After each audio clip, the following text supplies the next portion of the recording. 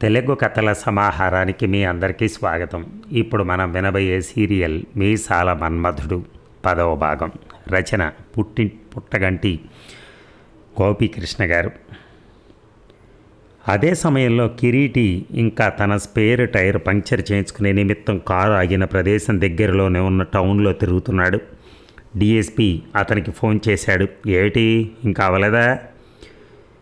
ఏంటి అయ్యేది నా పెండాకుడు, ఇక్కడ పంక్చర్ చేసేవాడు ఇంకా రాలేదు. వాడి కోసం ఎదురు చూస్తూ ఎండలో మాడిపోతున్నాను. నువ్వేమో ఏసీ కారులో హాయిగా కూర్చుని కబుర్లు చెప్తున్నావు అన్నాడు కోపంగా. కోట్లు డబ్బులు కావాలి, ఏమీ కష్టపడకూడదంటే ఎలా? విలాసంగా అన్నాడు డిఎస్పి. నువ్వు మాత్రం దొబ్బట్లా ఒత్తి పుణ్యానికి. సర్లే, ఈ డిస్కషన్ ఎప్పుడు ఉండేదే కానీ ఫోన్ చేసిన అసలు విషయం మర్చిపోయాను. వచ్చేటప్పుడు తినడానికి టిఫిన్ పట్టరా. అంతేనా? అందులో కూడా ఏమన్నా స్పెసిఫిక్ ఐటమ్స్ కావాలా? కచ్చిగా అన్నాడు కిరీటి గుండు బరబరా గోక్కుంటూ. ఇంతకుముందు ఫుట్బాల్ ఫీల్డ్ లాగా చదునుగా ఉండే గుండు కొండలు లోయలతో కూడిన పర్వత ప్రాంతంలా తయారై గోక్కోవటానికి వీలు లేకుండా ఉంది. పెసరట్టు దొరికితే పట్రా, అల్లం ముక్కలు వేసి నేతితో వేయించమను. దానికి కాంబినేషన్ కింద ఉప్మా కూడా పట్టరా. కిరీటి కసిగా ఫోన్ ఆఫ్ చేశాడు. డిఎస్పి కారులోని స్పీకర్ నుంచి వస్తున్న పాట వింటూ సీటు వెనక్కి వాలబోతుంటే ఆగి ఉన్న కారుని దాటుకుని ఒక ఆర్టీసీ బస్సు వెళ్ళింది. అందులో కిటికీ దగ్గర ఉన్న వ్యక్తి బ్రహ్మంలాగా ఉన్నట్టు అనిపించింది అతనికి. మరలా తనకు తానే బ్రహ్మం ఇక్కడికి ఎందుకు వస్తాడు అని సర్ది చెప్పుకున్నాడు. రంగారావు హుటాహుటిన జామ తోట దగ్గరికి వెళ్ళేటప్పటికీ ఊళ్ళో వాళ్ళందరూ కూడా అక్కడ చాలామంది పోగై ఉన్నారు. మనుషులు వచ్చిన గుర్తులు కానీ కాయలు తరలించిన ఆనవాళ్ళు కానీ ఏమీ కనపడలా. అయినా ఎకరాల లెక్కనున్న కాయలు రాత్రికి రాత్రి మాయం కావటం అందరికీ ఆశ్చర్యంగా ఉంది. ఎంత ఆలోచించినా రంగారావు కూడా కారణం బోధపట్టం లేదు. ఇది మనుషులు చేసిన పని కాదురా, ఎవడో చేతబడి చేసుంటాడు అన్నాడు ఒక వృద్ధుడు. చేతబడి చేస్తే చెట్టు జొచ్చుద్ది, అంతేగాని కాయలు మాత్రం ఎలా మాయం అవుతాయి? ఇది దొంగల పనే తేల్చాడు ఒక చేతబడి ఎక్స్పర్ట్. నోరు ముయ్యండి అని గదమాయించి అందరినీ ఒక్కసారిగా అదుపు చేశాడు రంగారావు. రాత్రికి అందరం ఇక్కడే మిగిలిన తోటల దగ్గర కాపుందాం. మరలా దొంగతనం జరగలేదంటే దొంగల పని అయినట్టు. ఇంతమంది కాపలా ఉన్నప్పటికీ కాయలు మాయమైతే అప్పుడు ఆలోచిద్దాం ఏం చేయాలో అని అప్పటికే అందరినీ చల్లబరిచాడు. ఇక పదండి అందరూ అంటూ అందరూ తోటల దగ్గర నుంచి వెనక్కి వెళ్ళిపోతున్నారు. అందరికీ వెనక నిలబడి ఆశ్చర్యంగా జరుగుతున్న తంతంతా చూస్తున్న మన్మధుడికి కూడా అది వింతగానే ఉంది. తీక్షణంగా తోటంతా పరికించి చూసిన అతనికి తోటలో ఒక మూల నక్కి ఉన్న తన వాహనం చిలుక కనిపించింది. ఇది నీ పనా అంటూ అటువైపు నడిచాడు మన్మధుడు. చూసేశాడు బాబోయ్ అని నిట్టూర్చింది ఆ చిలుక. ఏదో ఈ మారుమూల పల్లెటూరు వచ్చి 4 రోజులు విశ్రాంతి తీసుకుందామనుకున్నాను. ఇంతలోనే నా ఆచూకీ ఈయనకి ఎలా తెలిసిందో విరక్తిగా తనలో తనే అనుకుంది. సిగ్గులేదు, మానవుల సొమ్ము కాపాడవలసిన వాళ్ళం మనమే వారిని నష్టపరిస్తే వారెవరికి చెప్పుకుంటారు? కోపంగా అడిగాడు చిలుకని. క్షుద్బాధ స్వామి, క్షుద్బాధ అంది అది. సరేలే, ఇక పద, మనం వెనుతిరిగి వెళ్లే సమయం ఆసన్నమైంది అన్నాడు మన్మధుడు. తప్పక లేచింది చిలుక. దాని మీదకెక్కి కూర్చున్నాడు మన్మధుడు. అటు పద, చెరుకు తోటలున్నాయి, ఒక నాణ్యమైన గడ సంపాదించి విల్లు తయారు చేసుకోవాలి అన్నాడు. నన్నన్నారు, మరి మీరు మాత్రం మానవుల ఆస్తి సొంతం చేసుకోవచ్చా అంది చిలుక. ఏమిటి, ఒక్క చెరుకు గడ తీసుకుంటే వాళ్ళ ఆస్తి కాజేసినట్ట? అదే ఎకరాలు తోటలోని పళ్ళు ఖాళీ చేయటం క్షుద్బాధ. చర్చ పెరిగేలోపు చెరుకు తోట వచ్చింది. పొలం పక్కన ఆగి చిలుక మీద నుంచి దిగిన మన్మధుడు పొలంలోకి నడుస్తుంటే ఆగండి ప్రభు, ఆగండి అంటూ కేకేసింది. ఏమిటి విసుగ్గా అన్నాడు మన్మధుడు. పొలంలోకి అడవి పందులు వస్తున్నాయని కంచెకు కరెంటు పెట్టారు ప్రభు, అంటుకుంటే నా అవసరం లేకుండానే మన లోకం చేరుకుంటారు. ఎగిరి ఒక్క గంతు వెనక్కి గెంతాడు మన్మధుడు. ఎక్కడుందా కంచె అంటూ చిలుక దాన్ని చూపించింది. తర్వాత లాఘవంగా పక్కకు గెంతి దాన్ని దూరంగా జరిపి తనకు కావలసిన ఒక గడ దింపుకొని వచ్చాడు మన్మధుడు. మొదలుపెట్టిన పని ముగించే సమయం వచ్చింది. త్వరగా పద అంటూ చిలుకనెక్కి ఇంటికి బయలుదేరాడు మన్మధుడు. ఇక గౌతమ్ కార్తీక్ని తీసుకుని ఊరు చూపించడానికి బయలుదేరాడు. ఇంతలో ఏదో గుర్తొచ్చినట్టు, ఊరు తర్వాతైనా చూడొచ్చు, ముందు మా ఇల్లు పూర్తిగా చూదురుగా రండి అన్నాడు. సరే పద అన్నాడు కార్తీక్. వెనక గొడ్ల చావిడి వైపు వెళ్ళారిద్దరు. దాంట్లో 2 ట్రాక్టర్లు, ఒక వరికోత మిషను ఉన్నాయి. చావిడి మధ్యలో కట్టేసిన పందెం ఎడ్లు రాజసంగా నిలబడున్నాయి. గౌతమ్ వాటి దగ్గరికి వెళ్ళి మెడ కింద చెయ్యి వేసి నిమిరాడు. అవి హాయిని అనుభవిస్తున్నట్టుగా కళ్ళు సగం మూసి ఎక్స్ప్రెషన్ ఇచ్చాయి. కార్తీక్ కూడా అలాగే చేశాడు. అవి చాలా తెలివిగలవి. నేను పక్కనున్నాను కాబట్టి ఏమనలేదు, లేకపోతే నేను దగ్గరకు కూడా రానిచ్చేవి కావు అన్నాడు గౌతమ్. అక్కడి నుంచి ఇద్దరూ చావిడి పక్కనున్న దారి వెంట ఇంటి వెనక్కి వెళ్తుంటే భూమిలో బావి లాంటి రంధ్రం కనిపించింది. అమ్మో, ఇదేమిటి ఇలా దారి మధ్యలో ఇంత గొయ్యి, ప్రమాదం కదా అన్నాడు కార్తీక్. ఒకప్పుడు ఈ చావిడి నిండా పశువులు ఉండేవి. అప్పుడు పెట్టించిన బయోగ్యాస్ ప్లాంట్కి చెందిన గొయ్యి ఇది. ఇప్పుడు వాడకంలో లేదు, కానీ ఇంటికి సంబంధించిన డ్రైనేజ్ వాటర్ అంతా దీనిలో వదులుతూ ఉంటారు. సిటీలో లాగా మాకు అండర్ గ్రౌండ్ డ్రైనేజ్ ఫెసిలిటీలు లేవు కదా. అయినా ఇలా ఓపెన్గా ఉంచారేమిటి? ఎప్పుడూ ఇలా ఉండదు, మరి ఈరోజు ఎందుకు ఇలా ఉందో అంటూ భీముడిని పిలిచాడు గౌతమ్. ఏంటి భీముడు, దీని మీద మూత ఏమైంది? తుప్పు పట్టి ఇరిగిపోయిందండి. నిన్ననే కొలతలు ఇచ్చి టౌన్కు పంపాను, రేపటికల్లా కొత్త మూత పంపుతామన్నారు. అయినా రాత్రిపూట మీరే ఇటు తిరుగుతూ ఉంటారు, ప్రమాదం కదూ, దానిలో తొంగి చూస్తూ అన్నాడు కార్తీక్. లోపల డ్రైనేజ్ నీరు చిక్కటి మురుగులాగా మారి దుర్గంధం వెలువరుస్తోంది. కనీసం టెంపరీగా ఏదైనా అడ్డమన్నా పెట్టు అన్నాడు భీముడితో. ఇటు ఎవరొస్తారులే అయ్యగారు, తేలిగ్గా తీసేస్తూ అన్నాడు భీముడు. అటు నుంచి బయలుదేరిన గౌతమ్, కార్తీక్ మోటార్ సైకిల్ మీద పావుగంటలో ఊరంతా చుట్టుముట్టారు. మరొక అరగంట తర్వాత కార్తీక్ విసుగొచ్చింది.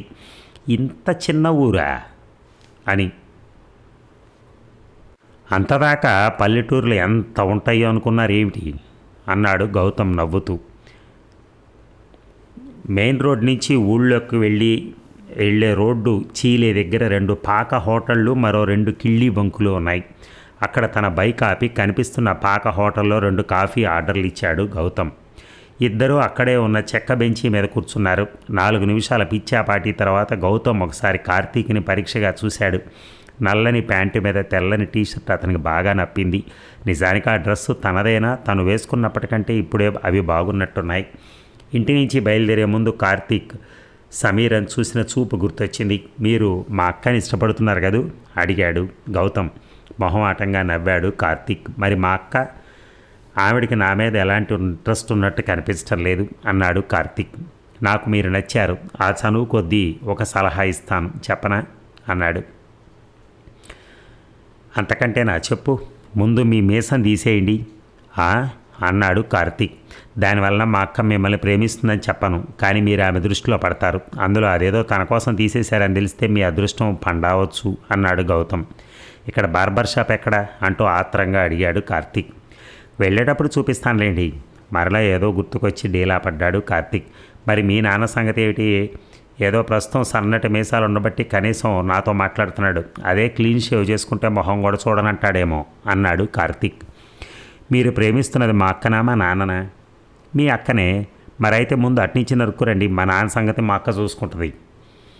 చిన్నవాడివైనా తెలివైన మాట చెప్పావు అని కార్తీక్ గౌతమ్ని మెచ్చుకుంటున్న సమయంలో టౌన్ నుంచి వస్తున్న ఆర్టీసీ బస్సు వచ్చి అక్కడ ఆగింది. అందులోంచి 4-5 ప్రయాణికులు దిగారు. వారు దిగగానే బస్సు దుమ్మురు ఎప్పుకుంటూ వెళ్ళిపోయింది. కాఫీ తాగుతున్న గౌతమ్ ఉలిక్కి పడ్డాడు. బస్సు దిగిన ప్రయాణికుల్లో 2 ప్రత్యేకంగా ఉన్నారు. వారు ఆ ఊరి వారి కారు. ఒక అతను నడి వయసులో ఉంటే మరొక అతను యువకుడు. ఆ యువకుడు గ్రీన్ షర్ట్ రెడ్ ప్యాంట్లోకి ఇన్షర్ట్ చేశాడు. అరచేతి వెడల్పు ఉన్న నల్ల కళ్ళద్దాలు ఎండపడినప్పుడల్లా మొహం మీద మెరుస్తూ కనిపిస్తున్నాయి. మెడకి చేతులకి గేదెలకి వేసే పలుపు తాడు సైజులో గొలుసులు దగదగలాడుతున్నాయి. వీటన్నిటికంటే ఎక్కువగా అందరినీ ఆకర్షిస్తున్నది అతని మీసం. అది ముక్కు కింద మొదలై బొగ్గల మీదుగా సాగి చెవి దగ్గర అంతమైంది. వీడెవడో వీరప్పన్ చుట్టంలా ఉన్నాడే అన్నాడు కార్తీక్ గౌతమ్ చూస్తున్న వైపు తను చూసి. వాడు వీరప్పన్ చుట్టం కాదు, వదిలితే మాకు చుట్టం అవుతాడు. మా ఇంటికి వస్తున్న పెళ్లి చూపుల వీరుడు వీడే అనుకుంటా అన్నాడు గౌతమ్. వీడా? నవ్వుతూ అన్నాడు కార్తీక్. నీకు నవ్వుగానే ఉంటుంది, మా నాన్న సంగతి నీకు తెలియదు. ఆయనకు మేసం ఉంటే చాలు, ఇంకేం అక్కర్లా. ఈ బఫూన్ గాడు కూడా ఆయనకు బాగానే ఉంటాడు అన్నాడు గౌతమ్. మరి ఏం చేద్దాం అడిగాడు కార్తీక్. చెప్తాను అంటూ గౌతమ్ లేచి, ఇదిగో పెద్ద ఆయన ఇట్రా అని పిలిచాడు బస్సు దిగిన ఇద్దరిలో పెద్ద అతన్ని. ఇక ఆ పంచకట్టు మనిషి అటు ఇటు తిరిగి చూసి పిలుస్తుంది తమనే అని నిర్ధారణ చేసుకుని వచ్చాడు. పెళ్లి చూపులకు వచ్చారా ఏమిటి రంగారావు గారింటికి అడిగాడు గౌతమ్. అరే నీకెట్టా తెలిసింది ఈ విషయం అని ఆశ్చర్యంగా అన్నాడు అతను. తెలుసులే కానీ ఏంటంత తొందర, కాఫీ తాగెళ్దురు కానీ రండి అంటూ వారిద్దరికీ 2 కాఫీలు చెప్పాడు గౌతమ్. ఇంతకే మేము వచ్చింది పెళ్లి చూపులకని నీకు ఎట్టా తెలిసింది అబ్బాయా? మీ అబ్బిగాడి మీసాలు చూస్తే తెలియటంలా. మా ఊళ్ళోకి అంతంత మీసాలు ఎట్టుకుని ఎవరైనా దిగారంటే వాళ్ళు రంగారావు గారింటికి పెళ్లి చూపులకే. అట్టాగా, ఇంతకీ అమ్మాయి ఎట్టా ఉంటుంది? మీసాల కుర్రాడు ఆత్రంగా అడిగాడు. ఏదో ఉంటుందిలే, నీ అంత బాగోదనుకో. తను కూడా వారిని అనుకరిస్తూ అన్నాడు కార్తీక్. ఇంతకీ ఎన్నాళ్ళ నుంచి పెంచుతున్నావేంటి ఈ మీసాలు అడిగాడు అతను. అర్థం నుంచి. ఏం చేస్తుంటావు? బిజినెస్. ఏం బిజినెస్సో? కోడిగుడ్ల వ్యాపారంలే. కానీ రంగారావు గారింటికి ఎట్టా పోవాలా? వాళ్ళ నాన్న అడిగాడు. పగటేల కదా, ఆయన ఇంటి దగ్గరే ఉంటాడు. ప్రశ్నకు సమాధానం చెప్పకుండా అన్నాడు గౌతమ్. రాత్రి అయితే శ్మశానంలో ఉంటాడు. శ్మశానంలోనా? పెళ్లి కొడుకు అతని తండ్రి ఇద్దరూ జమిలీగా అన్నారు. సర్దుకున్నట్టు నటించిన గౌతమ్, అవన్నీ రహస్యాలే పెద్ద ఆయన, మా చేత ఎందుకు చెప్పిస్తావు అన్నాడు కార్తీక్. చెబితే మాత్రం ఏం వద్దులే అబ్బాయా, చెప్పు. శ్మశానంలో ఏం చేస్తాడు? చేతబడులు అవి చేస్తూ ఉంటాడు. తన తర్వాత ఈ పని కాబోయే అల్లుడికి అప్పచెప్పాలని ఆయన కోరిక అన్నాడు. ఊరుకోండి, రంగారావు లాంటి పెద్ద మడిసి లేడని చుట్టుపక్కల ఊళ్ళో వాళ్ళంతా చెప్పుకుంటా ఉంటే మీరేంటి ఇట్టా అన్నాడు తండ్రి. నాయన, శాస్త్రులు గారు ముందే చెప్పుండలా, పెళ్లి చెడగొట్టడానికి రకరకాల మాటలు చెప్తారు, పట్టించుకోవద్దని పోదాం పదా అన్నాడు పెళ్లి కొడుకు. ఇంతకుముందు ఒకరిద్దరు ఇట్టాగే పోయి అయిపో అసలు లేకుండా పోయారులే, మీరు కూడా పోండి అని వెటకారంగా అన్నాడు గౌతమ్. అది కాదబ్బాయా, మడుసుల్ని అయిపు లేకుండా చేసే యదాయకం ఆడ ఏం జరుగుతూ ఉంటుందంటావు అని. మీరే పోయి చూసిరండి. అందుకే కదా పోతుంది. మీరిట్టాగే పోతే ఏం బయటపడుద్ది? పెళ్లి చూపులకు వచ్చారని తెలియగానే వాళ్ళు ఆనవాళ్ళన్నీ దాచేస్తారు. అందుకే మీరు పెళ్లి చూపులకు వచ్చామని చెప్పకండి, అన్నీ అవే బయటపడతాయి. మీ అబ్బాయి మీసాలు మాత్రం కనపడనివ్వకండి, అవి చూస్తే ఆయన వదలడం. ఈ మాత్రం మీసాలు లేనిదే మంత్రాలు పట్టుబడవని ఆయన నమ్మకం చెప్పాడు గౌతమ్. అయినా సరే వాళ్ళు ఈ మాటలు పట్టించుకోకుండా రంగారావు గారి డాబా వైపు సాగిపోయారు. ఇక వాళ్ళలో పెద్ద ఆయన కాస్త బెంకంగా ఉన్నాడు, కానీ కుర్రాడికి మాత్రం మంత్రాలనే మాట మర్చిపోలేకపోతున్నాడు. అసలు ఎవరైనా ఇంతింత మీసాలు పెంచుకున్న వాళ్ళనే అనుమానంగా చూస్తారు. ఇంకా ఇలా ఏదన్నా మంత్రగాడు అని అనుమానం వస్తే ఇంతే సంగతులు, పళ్ళు ఒడగొడతారు పల్లెటూళ్ళలో. ఏంది నాయన మంత్రాలంటారు? లోకులు కాకులు రా. సంబంధం కుదురుతుందంటే సంతోషించేవాళ్ళు 4 అయితే ఏడ్చిపోయేవారు 7 అంట. సంతోషించేవాళ్ళు 4 అయితే ఏడ్చేవాళ్ళు 7. అంతేనంటావా? నువ్వే చూస్తావుగా. అయితే వాళ్ళ ధైర్యం రంగారావు గారు ఇల్లు చేరేటప్పటికీ ఆవిరైపోయింది. అప్పటికే అక్కడ కొంతమంది ఊళ్ళో వాళ్ళు చేరి జామకాయలు మాయమవటం మీద చర్చ కొనసాగిస్తున్నారు. మరికొంతమంది ఆసక్తిగా ఆ చర్చను పురాణ శ్రవణం విన్నట్టు వింటున్నారు. గౌరీ అందరికీ కాఫీలు సప్లై చేసింది. ఆ హడావిడంతా చూసిన తండ్రి కొడుకులు వెనకడిగేశారు. ఒరేయ్, ఎందుకైనా మంచిది నీ మీసాలు కనపడకుండా ఈ కండువాను కప్పుకో అని కొడుకు చేత మొహం మీద కండువా చుట్టించి అక్కడ గుమిగూడిన జనంలో ఇద్దరు కలిసిపోయారు. గుర్తుపట్టడానికి వీలు లేకుండా మొహం చుట్టూ గుడ్డ కప్పుకున్న తాలిబాన్ టెర్రరిస్ట్ లాగా తయారయ్యాడు పెళ్లి కొడుకు. ఇంతకీ అక్కడ ఏం జరుగుతుందా అని మోర విరుచుకొని చూస్తున్నారు తండ్రి కొడుకులు. జామకాయలు మాయమవటం చేతబడి ఎఫెక్టా కాదా అన్న చర్చ మొదలై ప్రస్తుతం జామకాయల విషయం మరుగున పడి చేతబడుల విషయం పైకొచ్చింది. చేతబడులు ఎందుకు లేవు? మా మామగారు ఊరిలో ఒక మంత్రగాడు ఉన్నాడు. వాడి మీసం ఎంత ఉంటుంది చెప్తున్నాడు ఒకతను. ఎంత ఉంటుంది? మన రంగారావు గారి మీసం కంటే పెద్దగా ఉంటుందా? మరెవరో అన్నారు. అందరూ నవ్వారు. రంగారావు గర్వంగా మీసం మెలేశాడు. నాయన, నాకు కూడా అనుమానంగానే ఉంది, ఇదేదో చేతబడుల కుటుంబంలా ఉంది అంటున్నాడు పెళ్లి కొడుకు. తండ్రి ఎటు కమిట్ అవ్వకుండా తీక్షణంగా పరిసరాలు పరిశీలిస్తున్నాడు. ఇంతలో గౌరీ అందరికీ కాఫీలు ఇస్తూ వీరి దగ్గరికి వచ్చి వీరికి కూడా కాఫీ ఇచ్చింది. ఇద్దరు కాఫీలు అందుకున్నారు. అయితే గౌరీ అక్కడి నుంచి కదల్లా. ఆమె మొహం క్రమంగా మారుతోంది. కనుగుడ్లు 2 ఒక దగ్గరికి చేరుకుంటున్నాయి. పెళ్లి కూతురు కావాలా? బొంగూరు గొంతుతో అడిగింది. ఆమె మొహం వీరికి తప్ప వేరే ఎవరికి కనిపించే అవకాశం లేనటువంటి పొజిషన్లో నిలబడి ఉండడంతో ఎవరికి అనుమానం రాలా. ఇద్దరు గడగడ వణుకుతూ అవును కాదు కాకుండా తలాడించారు. అయితే ఇటురండి అని 4 అడుగులు గోడ పక్కగా నడిపి ఒక కిటికీ దగ్గర ఆగి పెళ్లి కూతురు లోపలందు చూడండి అని వెళ్ళిపోయింది గౌరీ. ఇంతలో టైగర్ లోపల నుంచి వచ్చి రంగారావు గారి పక్కన కూర్చుంది. ఇక దానికి ఎదురుగా ఉన్న మనుషుల్లో ఇద్దరు కొత్తగా కనపడటంతో వారి వైపు తదేకంగా చూడసాగింది. నాయన, ఆ కుక్క చూడే ఎట్లా చూస్తుందో. అవునరా, దాని కళ్ళు కూడా ఎంత ఎర్రగా ఉన్నాయో చూడు. వీళ్ళ చూపులు చూసి టైగర్కి అనుమానం వచ్చింది. నెమ్మదిగా అడుగులు అడుగేస్తూ వీరివైపు రాసాగింది. నాయనా, అది మన దగ్గరికే వస్తుందే, ఇంకా చూస్తూ నిలబడతామే, పక్కకు నడు అన్నాడు తండ్రి. ఇద్దరూ పక్కకు తప్పుకుంటుంటే అక్కడ గౌరీ చూపించిన కిటికీ కనిపించింది. ఇంకా చావని కుతూహలంతో ఇద్దరూ పెళ్లి కూతురు కోసం లోపలికి తొంగి చూశారు. అది వంటగది. అక్కడెవరో తెల్లచీర కట్టుకుని అడు తిరిగి కూర్చున్నారు. జుట్టు లూజుగా ఉండి గాలికి ఎగురుతోంది. వీరు చూస్తుండగానే ఆ స్త్రీమూర్తి నెమ్మదిగా స్టవ్ వైపు నడిచి దాన్ని వెలిగించి దాని మీద తన చేతి నుంచింది. అంతే, బగ్గున ఆమె చేయి అంటుకుంది. మండుతున్న చేత్తో ఆమె వెనుతిరిగి సూటిగా వీరి వైపు చూసింది. ఆమె సమీర. అప్పటి వరకు ఉగ్గబట్టుకున్న బెంకం సడలిపోగా ఇద్దరు దెయ్యం రోయ్ అంటూ పరుగు అందుకున్నారు. అదే సమయానికి పిక్క అందుకోబోయిన టైగర్కి పెళ్లి కొడుకు కాలు మిస్ అయింది. అది రెచ్చిపోయి వారి వెంట పడదామనుకుంది. కానీ దాని బద్ధకం వలన అంతకంటే ముందుకు వెళ్ళలేకపోయింది. అయినా అది ఎక్కడ తరుముకొస్తుందో అన్న భయంతో దానికి చిక్కకుండా పరుగు ప్రారంభించారు వారిద్దరూ. సమీర తన చేతికి తొడుక్కున్న ఫైర్ ప్రూఫ్ గాజులు మండుతుంటే వినోదంగా చూస్తూ నీళ్ల బకెట్లో ముంచి మంటలు ఆర్పి పగలబడి నవ్వసాగింది. బస్టాండ్ నుంచి గౌతమ్ ఫోన్ చేసి చెప్పడంతో ఈ ఏర్పాటు చేసింది సమీర. మధ్యలో కలిగిన అంతరాయంతో చర్చ కాసేపు ఆగింది. పరుగెడుతున్నది ఎవరో, ఎందుకు పరిగెడుతున్నారో వారికి అర్థం కాలేదు. రంగారావు గారికి హఠాత్తుగా ఆ రోజు ఒక పెళ్లికొడుకు తమ ఇంటికి రావాల్సిందని గుర్తుకొచ్చింది. భీముడిని పక్కకు పిలిచి చెవిలో చెప్పాడు బస్టాండ్ వైపు పెళ్లికొడుకుని తీసుకురమ్మని. అంతకంటే ఎక్కువ చెప్పడం అనవసరం. పెళ్లికొడుకు ఎలా ఉంటాడో భీముడికి తెలుసు. ఇంతలో గౌతమ్, కార్తీక్ తిరిగి ఇంటికి వచ్చారు. లోపలికి వెళ్ళిన వారికి ఆనందంతో పగలబడి నవ్వుతున్న సమీర కనిపించింది.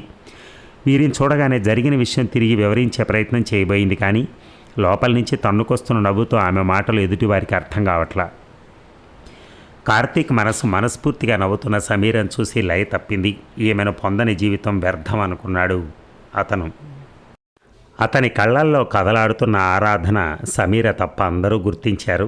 తన్ను తాను మరిచినట్టు 2 అడుగులు ఆమె వైపు వేసిన కార్తీక్ ఉలిక్కిపడి ఆగిపోయాడు. అప్పుడు అతను సరిగ్గా సమీర ఎదురుగా నిలబడున్నాడు. హఠాత్తుగా సమీర తలెత్తి చూసింది. ఎదురుగా కార్తీక్, మీసాలు లేని కార్తీక్. తాను కోరుకున్నట్టున్న కార్తీక్ను చూసి ఆమె హృదయం లయ తప్పింది. ఏమిటిది అన్నట్టు చూసింది అతని వైపు. కళ్ళతోనే సమాధానం చెప్పాడు, నీకోసమే అని. ఇంతలో గదిలోకి వచ్చాడు మన్మధుడు. అతని చేతిలో కొత్తగా తయారైన విల్లు తళతళా మెరుస్తోంది. రతీదేవికి మన్మధుడు వచ్చినట్టు ఎలా తెలిసిందో ఆమె కూడా ఆ గదిలోకి వచ్చింది. మన్మధుడి చేతిలో విల్లు చూడగానే ఆమె ముఖం ఆనందంతో వికసించింది. మన్మధుడు పూల బాణాన్ని సంధించి ఈసారి ఏ పొరపాటు చేయకుండా సూటిగా సమీరకు తగిలేటట్టుగా విడిచాడు. ఎదురుగా నిలబడిన కార్తీక్ కళ్ళల్లోకి చూస్తూ ఏదో మాట్లాడబోతున్న సమీర శరీరం ఒక్కసారిగా జలధరించింది. అసలే అందంగా ఉండే కార్తీక్ ఆమె కళ్లకు నవ మన్మధుళ్లా కనిపించాడు.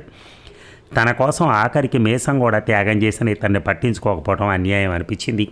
ఒకరి ఎదురుగా ఒకరు నిలబడి ఫ్రీజ్ అయినట్టుగా ఒకరినొకరు చూసుకుంటున్న వారిద్దరూ గౌతమ్ దగ్గర అవటంతో దగ్గటంతో ఉలిక్కిపడి యహలోకంలోకి వచ్చారు. సమీర సిగ్గుతో మొహం ఎర్రబడగా లోపలికి వెళ్ళిపోయింది. ఇక మనం వచ్చిన పని అయిపోయింది దేవి, మన లోకం వెళ్దాం పద రతీదేవితో అన్నాడు మన్మధుడు. ఏమిటో వీళ్ళను వదిలి వెళ్ళబుద్ధి కావట్లా విచారంగా అంది ఆవిడ. ఇంకా లేట్ చేస్తే చిలక పూర్తిగా తిరుగుబాటు చేసేటట్టుంది, మనం వెళ్ళాలన్నా మన లోకం వెళ్ళలేం అన్నాడు మన్మధుడు. చిలుక కనిపించిందా ఆశ్చర్యంగా అడిగింది రతీదేవి. బయట ఉంది. ఇంతలో మన్మధుడికి ఏదో గుర్తుకొచ్చినట్టు ఒక్క నిమిషం అంటూ లోపలికి పరిగెత్తాడు. పూజ గదిలో పెట్టున్న తన పటానికి రంగారావు గీసిన మీసాలు తన మంత్ర ప్రభావంతో తీసేసి తిరిగి పటాన్ని యథాస్థానంలో పెట్టాడు. తర్వాత ఇద్దరూ వదల్లేక వెళ్తున్నట్టు వెళ్ళి చిలకనెక్కారు. అది యథాప్రకారం ముక్కుతూ మూలుగుతూ లేచి తనకు అలవాటైన పైలోకాలకు ఎగిరింది. మరి తరువాయి భాగం ఇంకొక గంటలో విందాం. Thank you.